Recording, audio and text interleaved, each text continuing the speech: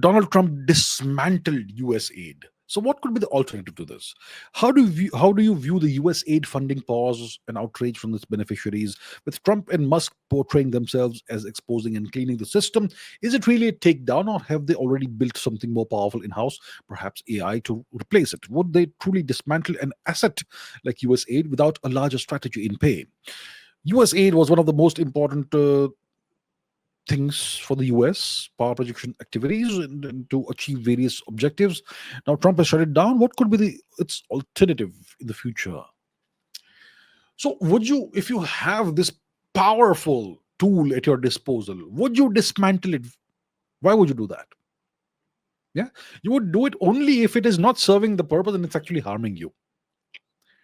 That's the only reason why you would do such a thing. If it's a very powerful tool for your foreign policy, for fomenting unrest around the world, for destabilizing countries, for carrying out regime change, for spreading your culture and your values around the world, why would you dismantle it? Right? That's the question. So clearly, there's a reason why this was done, and probably it was not serving the purpose. Maybe it was harming maybe Trump's regime or maybe the US in some way. So we know that USAID was a left leaning organization. It had been taken over by lefties, which essentially means Democrats. And now the Republicans are in power. And this was completely run by the Democrats. That's what it looks like. Absolutely no conservatives or Republicans in USAID. So that's why Trump has dismantled it. Now, it's not like it's the only tool they have in their foreign policy toolkit for destabilizing countries and infiltrating countries and doing things like that. It's not the only tool they have.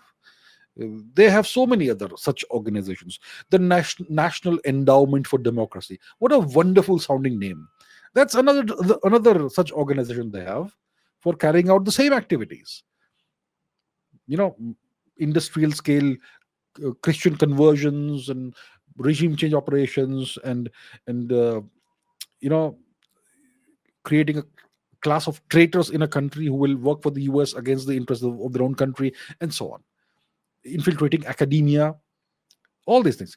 So that's the National Endowment for Democracy. Then you have the Ford Foundation, you have the Rockefeller Foundation, you have George Soros and his entire bunch of things.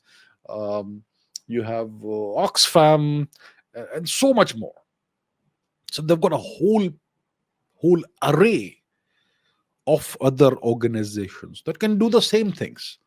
So they would not shoot themselves in the foot, would they, the Americans? No, there was a reason for this.